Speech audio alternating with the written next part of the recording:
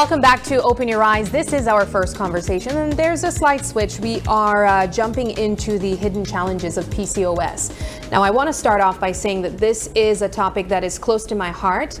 I was diagnosed with PCOS in the early stages of my teenage years, and so I feel like I've known so much about this for such a long time, and there's always new developments and new information coming along. However, we are having this conversation because the month of September is also PCOS Awareness Month. And so joining us this morning is Dr. Andre Cervantes. He's a neurologist representing the Belize International Institute of Neuroscience. Good morning, doctor. Good morning. Thanks for the invitation. Thank you so much for joining us. Thank you. Thank you. It's always a pleasure when we can have a doctor on set with us to give us some expert information. Now, as I mentioned, the month of September is PCOS Awareness Month. PCOS is also known as polycystic ovarian syndrome. Perhaps we can start on what this is. Okay, it's the most frequent condition affecting women in fertile age, 15 to 49 approximately. And it's a condition whereby, strictly speaking, a lot of people think that it's only the fact that when an ultrasound is done, a lot of little cysts are going to be found in the ovaries. Not entirely true, but what it does entail is that it's an imbalance of what we call hormones in the body, female hormones. What are hormones? They're chemical messengers. So in specific parts of the body, hormones are produced, sent through the bloodstream to different parts of the body for an impact to be done. So when it comes to PCOS, unfortunately, the individuals affected most times are going to have signs like being overweight or actually obese, females having a lot of body hair, you know, perhaps on the face, on the chest, on the back, the buttocks region. And that will be because they have too much male hormone at that time. It's also going to cause for them to have perhaps a bit of like mental health issues they can't understand, fatigue, and of course an impossibility most times to get pregnant. And the frustration can be that, you know, they're trying to get pregnant and not able to achieve that goal. Oh, all right. Well, there's a lot to unpack here. First, I want to start off with the diagnosis. You mentioned that PCOS prior to, or formerly, it was diagnosed with seeing cysts on the ovaries. Now, it's just really hormonal imbalances it can be deemed as well. What are the signs that people would go to find out that they have PCOS in the first place? Well, like I said before, you know, most times, not always, people would have unexplained body weight gain. Okay. Getting overweight and actually obese. And also many times having areas of the body that would have excessive body hair in females, and also their menstrual cycles go upside down. So many, what does that mean when it goes? Okay, well, fine. Some women can have not being regular, and some won't menstruate, and some going to have very short bleeding periods, episodes, and others are going to have very heavy bleeding episodes.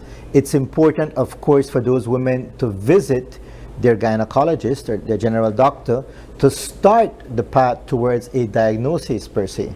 So what does this have to do with neurology or neuroscience? Because I'm not building the bridge. The bridge.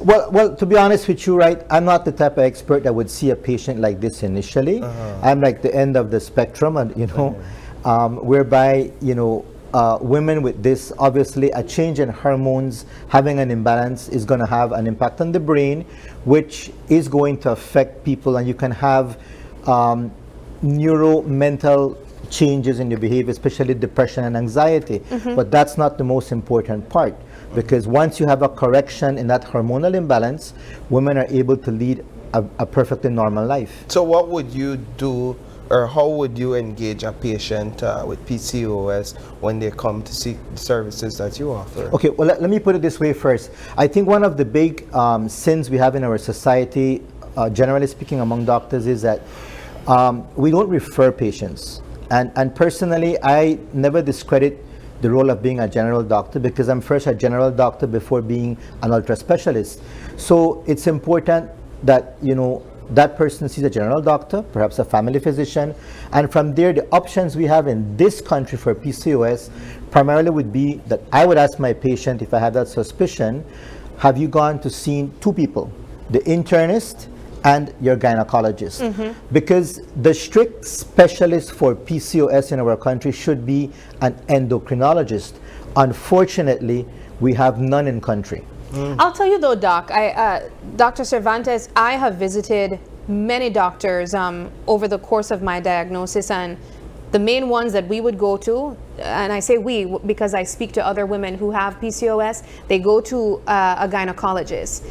And it's very frustrating because the reaction or the responses that I've gotten from doctors were, here, take some birth control, it'll help regulate your period, and take some metformin, which is a medication for diabetics.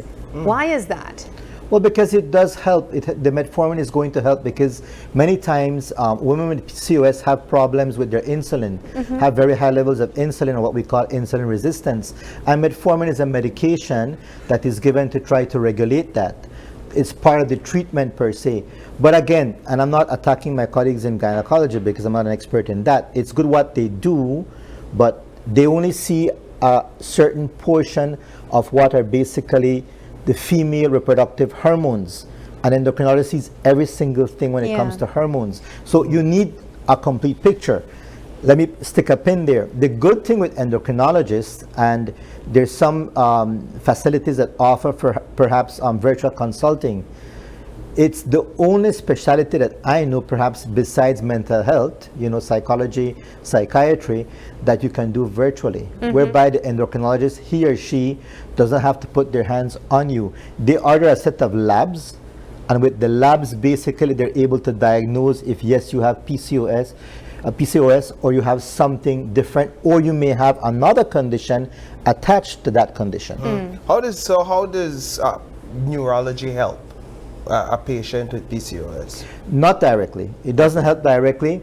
Like I said, we are the extreme. Yes. And if somebody, this hormonal imbalance has been there for quite a while, Yes. and the endocrinologist, corrects everything that has to be corrected, but there's still issues there, that is when we may have to step in to do a little bit of corrective measures, perhaps with some medications, some supplements, or other therapies that exist, for us to be able to, how to put it, modulate the brain, set the brain back in a way that it works correctly. What have been the most extreme cases that you've seen so far, Dr. Cervantes, where persons with PCOS have come in and they're just in a horrible mental state? Well, the threat of divorce from the husband Wow. not understanding that his spouse actually does have something physically, hormonally, that is explaining all the irrational behaviors that a perfectly normal woman suddenly over a period of months kind of like, doc, she's going off, and can you give us a pill? There's no pill. Realizing that something is wrong, some elemental labs, because you learn from your colleagues, the suspicion being there, and saying, guess what, I need you to have a consultation with an endocrinologist. The husband was blown away afterwards with the diagnosis, because the endocrinologist was able to, with the correct treatment, correct every single thing, and in that specific case, I did not have to step in. Wow. Are there lifestyle changes or alterations that are recommended? Definitely, because while this may have a genetic background, lifestyle changes are important, because to begin with, our Belizean diet is very nice, but many times not very healthy. You're telling me? Yes, we love the panadas, and we love all the fried things, the fried tacos, fried Fried chicken. Yeah. the fried chicken, right? Very So, carby or very carb carby. loaded. So carbohydrates and a very saturated fat diet does not help a woman in this condition. It doesn't help. So that's something that they would have to change, and it's part of the equation in taking people back to a point of normality. I want to insert myself in this conversation and use my own personal story, only because it's no secret, I've shared with you guys on multiple occasions when we've had this particular conversation that I have PCOS. I went through my own lifestyle change, I want to say a little bit over a year ago, doctor, where I was able to insert some of those very same recommendations that you mentioned, especially with nutrition, and I lost almost 50 pounds doing that. And I say that very slowly because I want for women tuning in, and I see some of your comments saying, yes, Sabrina, I agree. I know that it's difficult to lose that weight.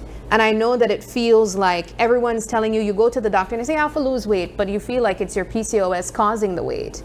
How do you give these women tuning in, feeling so incredibly overwhelmed by this condition, the assurance that it is possible?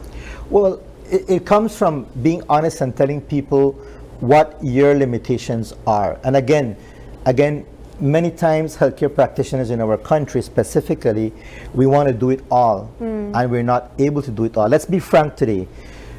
Doctors, we're not trained in nutrition, right? The first thing I'm going to do is, as a doctor, generally speaking, is don't smoke, don't drink, don't, but I'm not able to tell you do, right? And if Paul says, okay, doc, do what?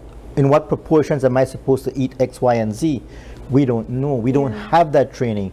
That is somebody that's called a nutritionist. So it is a team approach. Your endocrinologist, right? That's an excellent point. Right, your gynecologist, your internist, and your nutritionist. Those are the basic people on a team, the people that you would have to see to get this condition under control. Like I said, I'm a little bit on the extreme. On the extreme and end. I wouldn't want you to have to see me.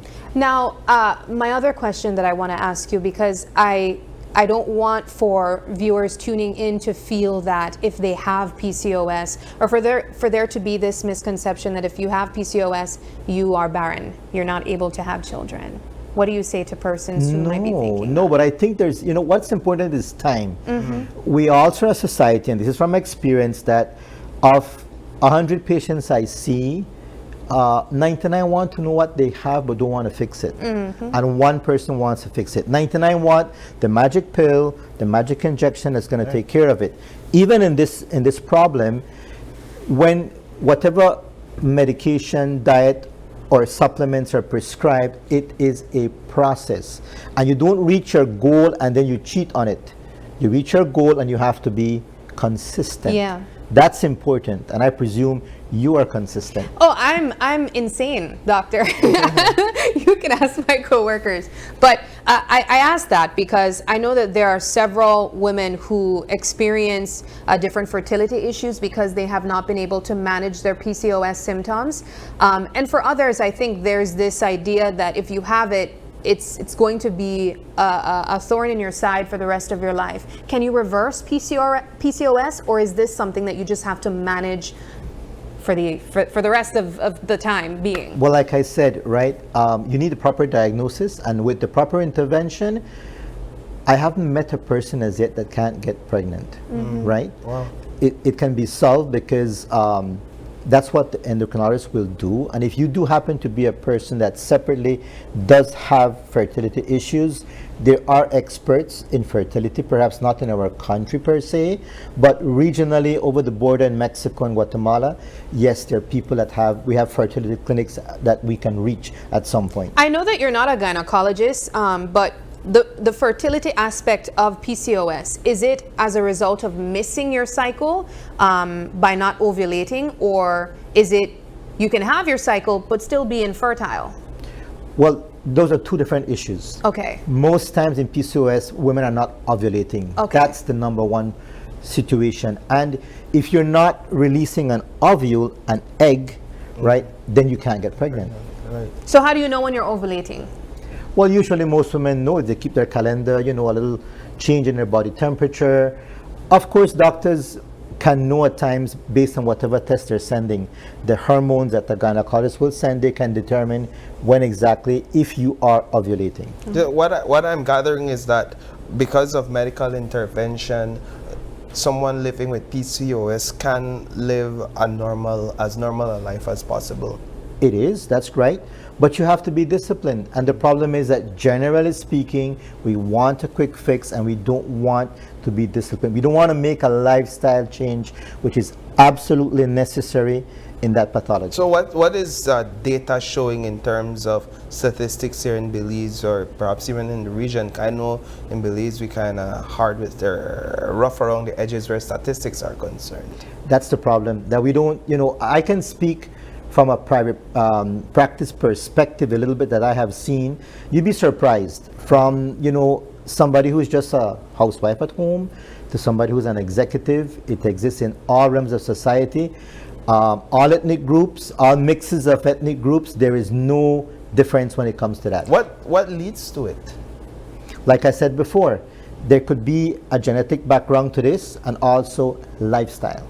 There's also the connection with women with PCOS and the possibility of having diabetes. Could you also explain that a bit more? Of course, because like I said before, women with PCOS have a problem where their levels of insulin are too high in the bloodstream, and so they end up having insulin resistance. And when you have that, that's like a pre-diabetic state in most instances. So that based with your lifestyle, your diet and everything, many women eventually get pushed over the board and end up having diabetes declared.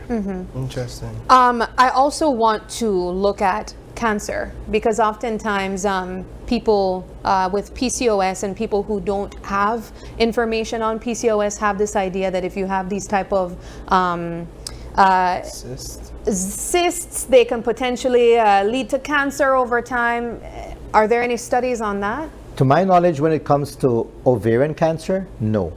I've seen a reference there, but I haven't followed up reading on it, that there may be a link with an increase in endometrial cancer, but don't quote me on that. That's just something I saw in the literature, and but I'm not an expert in that field. So in terms of treatment here in Belize, I know you've made mention of seeing internists, your gynecologist. So generally, we have the resources or the treatment available here in Belize? Well, like I said before, I think it starts with your general doctor, your family physician, and I think women, you all have to be brave. You all actually have to go to the doctor and says, listen, I saw Sabrina, I saw Paul on this segment with Dr. Cervantes, and I am wondering if I could have PCOS, right? And then you challenge the doctor to go that route, and then she or he, you oblige them to look into it. If they're overwhelmed and they don't know more, then that's when you ask that doctor, your general doctor, family physician, please refer me to your internist of preference, refer me to your gynecologist of preference, and you go to those experts. Also with them, you must be brave enough to ask the question, doc, when have you hit a wall? When have you hit that brick wall and your knowledge doesn't give for more? I don't want you guessing and groping in the dark, because then you have to look at the option of getting an evaluation from somebody who's outside of the country. So I guess what I'm hearing also is that there's a lot of women out there that live their lives undiagnosed. There's a lot of undiagnosed patients out there. Yes, of course. I mean, we walk around the city. I mean, I drop my daughter to school close by, and I actually see women who I suspect may have this condition. Me too. Really? I look around and I see women and I'm like, oh my gosh, you probably have PCOS. Yeah. Right. I'm telling you, I've become so hypersensitive to it. But I think if you're not a medical practitioner, you empathize being someone with PCOS, because it's such an internal battle. There are all of these symptoms that you're fighting with. It feels like your body is not doing what it's supposed to do. And then there's the mental health aspect of it, which I've also spoken about openly. Thankfully, I've been able to come out on the other side by developing all these lifestyle changes, by seeking information and doing therapy and doing all the work. And so I can speak from a place of really seeing how good it can get when you do the right things. But I do know that there are women who are silently battling this and they have no idea what step to take, because they either don't know that information exists out there, or they don't even know who to go to. Because there are some doctors who might just give you, well, I personally feel like a Band-Aid fix to this issue. And it's so exhausting. Totally agreed. We are a Band-Aid solution medical community, generally speaking. We just want to give a pill, an injection that takes care of a symptom, and that is not the way to treat this condition and all conditions in health. So for this month, what's your overall message? Well, my message is one, women, you have a role model. Her name is Sabrina Daly, is so true. right? So If you know me in follow person, her you might think I'm crazy. follow her advice. Yeah. I mean, she's been there, done it, and she continues on her journey. And to the young people looking out there, you know, the grade school, primary school, and the high schoolers, and even the ones at sixth form, thinking to go into a profession like this, we are a population of about 400,000 people approximately. We need minimum 4 endocrinologists in this country. What's the path? General medicine, internal medicine, and then afterwards specializing further in endocrinology. So that in years to come, 10, 15 years from now, women are covered, and the possibility of having less women with PCOS is very, very small. Excellent. Thank you so much, Dr. Cervantes, for joining us. This has been a wonderful conversation. I'm hoping that we have further opportunities during the month to maybe talk about it. And I think this deserves a motivational quote this morning, even. Yes. This morning's motivational moment is, it is only when we take chances when our lives improve. The initial and the most difficult risk that we need to take is to become honest. Wow, that spoke to my soul this morning, and this comes from Walter Anderson. Thank you so much for joining us, Doc, and we wish you all the best. Thank you. We take a quick break now, but don't go anywhere. When we come back, the conversation switches into raising awareness on sickle cell in Belize.